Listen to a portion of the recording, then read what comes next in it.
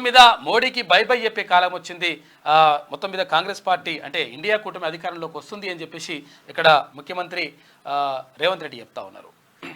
మరోవైపు ఇక్కడ మతపరమైనటువంటి రిజర్వేషన్లు ఎట్టి పరిస్థితుల్లో సమ్మతించేది లేదు, అది రాజ్యాంగానికి విరుద్ధం అని చెప్పేసి అటు భారతీయ జనతా పార్టీ జాతీయ అధ్యక్షుడు జేపీ నడ్డా చెప్తా ఉన్నారు.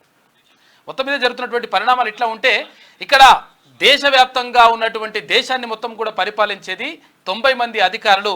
ఆ 90 మంది అధికారుల్లో 3 దళితులు, 3 బీసీలు, 1 ఆదివాసీ, వీళ్ళు మాత్రమే ఉన్నారు. మిగతా వారందరూ కూడా అగ్రవర్ణాలకు చెందినటువంటి వాళ్ళు ఉన్నారు.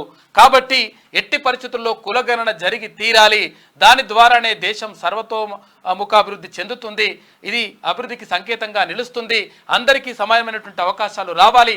కులగణనతోటే ఇది సాధ్యమవుతుంది అని చెప్పేసి అక్కడ కాంగ్రెస్ అగ్రనేత రాహుల్ గాంధీ చేసినటువంటి వ్యాఖ్యలు ఇప్పుడు దేశవ్యాప్తంగా చర్చనీయాంశంగా మారినాయి. ఇక మరోవైపు ఇట్లా ఎండల వేడిమి నిన్న మొన్నటి దాకా బాగా అట్లుంటే ఇప్పుడు ఇవాళ పొద్దుగాల పొట్టు వారం కొట్టింది. కొన్ని అక్కడక్కడ కొట్టలేదు, ఒక్కో దగ్గర కొట్టింది. అయితే 3 రోజుల పాటు మాత్రం బాగా గట్టిగా ఉంటాయంట వానలు. జాగ్రత్తగా ఉండండి. లోతట్టు ప్రాంతాల్లో ఉన్నటువంటి ప్రజలు అప్రమత్తంగా ఉండండి. తర్వాత హైదరాబాద్లో లోతట్టు ప్రాంతాల్లో ఉంటారు కదా, వాళ్ళు ఇంకా చాలా జాగ్రత్తగా ఉండాలి. ఎందుకంటే ఎప్పుడు వానలు వచ్చేసి ఒక్కడిసారి ధన్మని వచ్చేసి కొట్టుకుపోయేటువంటి ప్రమాదం ఉంటుంది. కాబట్టి జాగ్రత్తగా ఉండండి.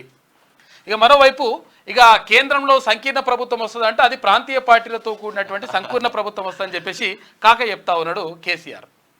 అయితే ఆయనకు మొత్తం మీద ఏమైతుందో అర్థమైతలేదు కానీ నీళ్లు తాగేటప్పుడే మనకు కలగిట్లు వచ్చింది. ఏం పాడ నీళ్ళు తాగుతుండో ఏం తాగుతుండో తెలియదు కానీ అది మరి కల వస్తుందో ఏమైతుందో తెలియదు కానీ సంకీర్ణ ప్రభుత్వం వస్తే అది ప్రాంతీయ పార్టీలతో కూడినటువంటి నామనాగేశ్వరరావు కేంద్ర మంత్రి అవుతారంటే ఆయన పిసపిస మాట్లాడుతుండు.